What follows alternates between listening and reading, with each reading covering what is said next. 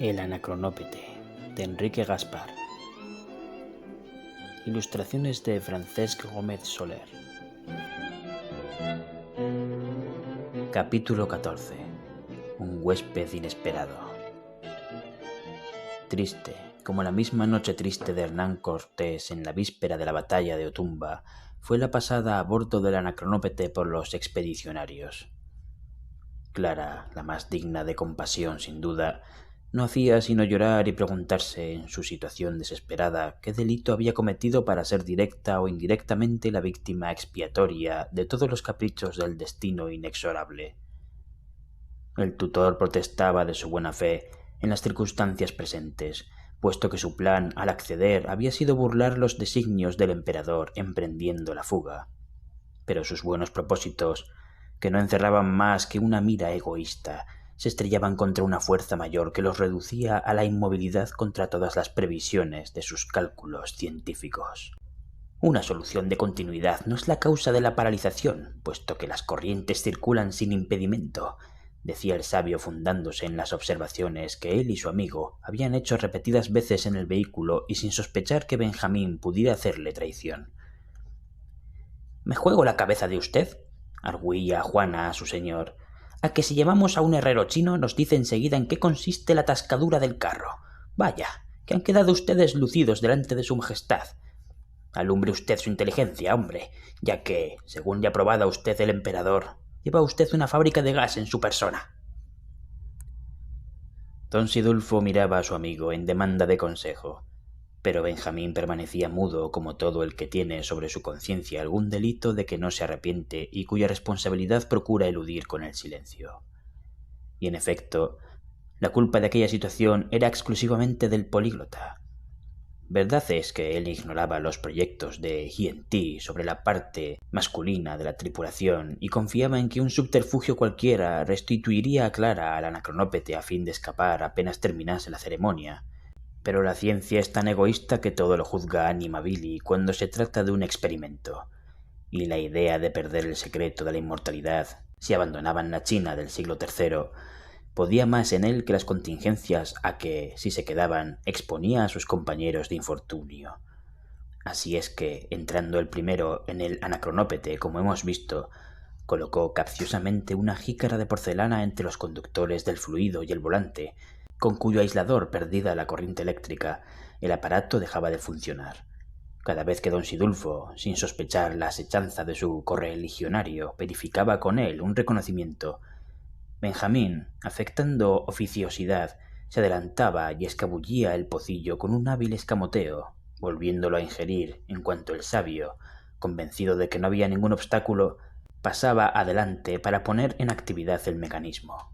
Agotados todos los recursos técnicos, se pensó seriamente en desertar. Pero ni era posible realizarlo con éxito, toda vez que la guardia afecta a su servicio tenía la orden de no abandonar un instante a los viajeros sospechosos.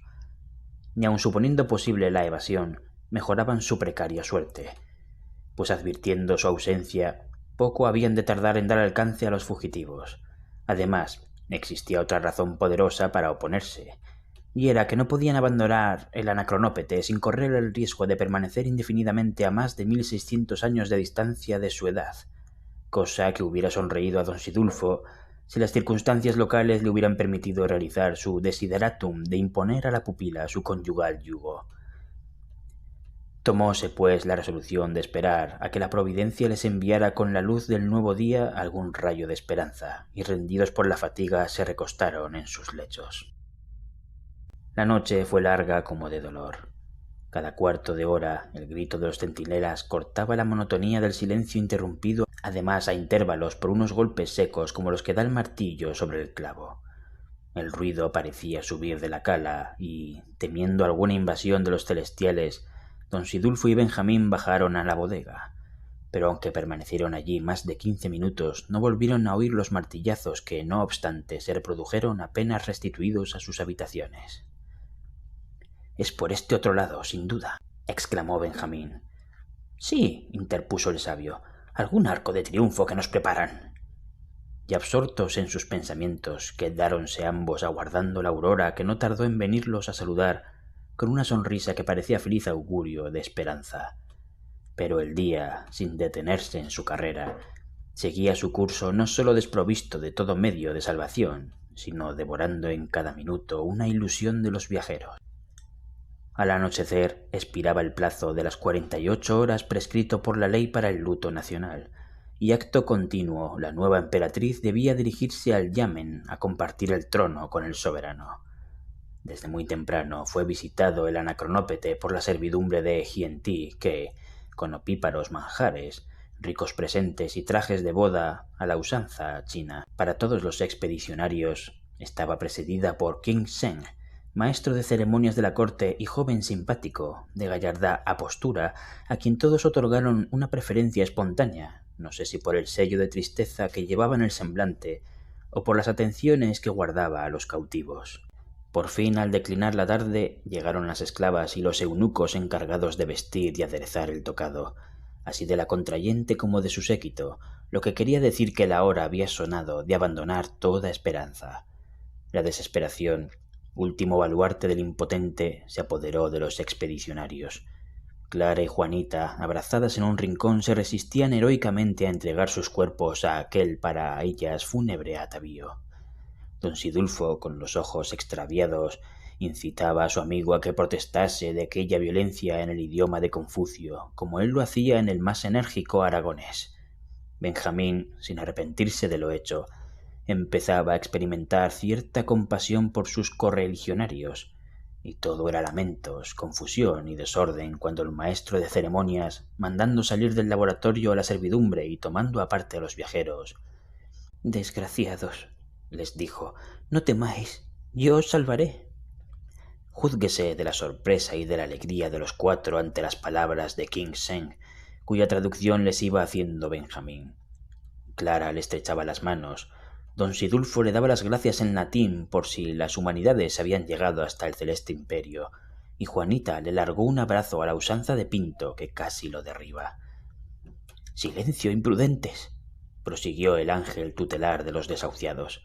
«Evitad que nos oigan. El emperador os ha tomado por Taoxe, venidos a Honan para renovar las luchas de los gorros amarillos, y se propone exterminaros apenas verificada la ceremonia nupcial. Esta boda no la lleva a cabo más que para saciar un grosero apetito, toda vez que una ley reciente le prohíbe aumentar el número de sus concubinas». «¡Qué horror!», balbucearon los reos. «Sí, pero aquí estoy yo, que lo sé todo». «¿Cómo?», inquirieron los circunstantes, estrechando el grupo. «Hace como 10 lunas que llegó de Occidente un hombre fugitivo. Oculto en Honan, encontró medio de ponerse en contacto con la emperatriz Sun Che, la esposa mártir del opresor. Lo que la dijo lo ignoro, pero la augusta señora, que me honraba con sus confidencias, me dio a comprender que aquel hombre era el que en sus apotegmas dice Confucio, que traería de Occidente la revelación de su doctrina y que, en efecto, le había ofrecido la inmortalidad». «¡La inmortalidad!», repitieron todos, escuchando con interés creciente un relato que justificaba la monomanía de Benjamín. «Sí», prosiguió King Seng, «para ella y para los suyos. La emperatriz me encargó de crear prosélitos y ordenó al misterioso personaje que hiciese venir de sus apartadas regiones algunas familias que alimentaran y propagasen sus luces. Vosotros sois, sin duda, los primeros en acudir al llamamiento, y yo os brindo con mi protección». La oferta tenía demasiada importancia para que nadie se atreviera a destruir la suposición del maestro de ceremonias. Así es que, viendo en ello su salvación, se convinieron en seguirle la corriente y sobre todo el políglota que tocaba la meta de sus aspiraciones. «¿Y es occidental dónde encontrarle?», preguntó Benjamín. «La desgracia os persigue», adujo King Seng. «Ha muerto». «¿Muerto?», exclamaron todos fingiendo una profunda aflicción. «Pero vosotros proseguiréis su obra. Hace 2 días el emperador, que ya miraba a su esposa con malos ojos por creerla sectaria de los Taoxe, sorprendió al extranjero en conferencia con la emperatriz, y al oír que la brindaba con la inmortalidad, acabó por convencerse de que ambos pertenecían a la secta de los embaucadores. Cao Pi, su primer ministro y jefe del partido de los letrados, pidió venganza, y, mientras el occidental era aserrado en la plaza de las ejecuciones, anunciábase al pueblo, para el que es un arcano cuanto en el palacio ocurre, que Sun Che había sucumbido repentinamente, pero la infeliz había sido enterrada viva en las mazmorras del Yamen por orden de su despiadado esposo. ¡Qué inhumanidad!, arguyeron los oyentes, a excepción de Benjamín, que parecía absorto en profundas reflexiones. La indignación ha dado un grito en el pecho de todos los parciales de la emperatriz, que aún es posible que exista, porque ese género de muerte es lento, pero animada o cadáver la sacaremos de su tumba, para lo cual mis secuaces reunidos harán que estalle la rebelión mientras se celebre el banquete nupcial. Vosotros desechad todo temor. Yo me encargo de protegeros con mis tropas, pero disponeos al ceremonial secundando así mis planes, pues la menor sospecha puede perdernos. Confiad en la gente que he traído para vuestro servicio. Me obedecen con absoluta abnegación. Andad, que la hora avanza. La idea de una lucha con resultados desconocidos no era en verdad halagüeña para gentes pacíficas, ajenas a los intereses del imperio, pero su situación particular se presentaba tan erizada de peligros insuperables que no titubearon en decidirse por el término del dilema que les ofrecía alguna probabilidad de éxito. Llamada la servidumbre, dejáronse ataviar con todo el esplendor debido a su rango, y aun sazonada estuvo la tarea con algunos chistes, pues no hay que olvidar que eran españoles los que corrían tamañas contingencias. Concluido el tocado, un ruido infernal de tamboriles, címbalos y el obligado gong o campana china, además de multitud de linternas de caprichosa estructura que por los abiertos discos divisaron, les anunció que la comitiva imperial llegaba a las puertas del Anacronópete, donde se detuvo, pues el ritual prescribe que no se invada el domicilio de la Virgen. «¡Adelante!», exclamó King Seng, tomando de la mano a Clara para conducirla a la litera en nombre del emperador. «¡Adelante!», gritaron todos poseídos del entusiasmo que infunde la esperanza. Y atravesando estaban la bodega para ganar el portón, cuando unos golpes secos y repetidos obligaron al séquito a pararse en medio de la estancia. «¿Qué es ello?», preguntó el maestro. «¿No habéis oído?», repuso Benjamín. «Sí, parece que alguien llama».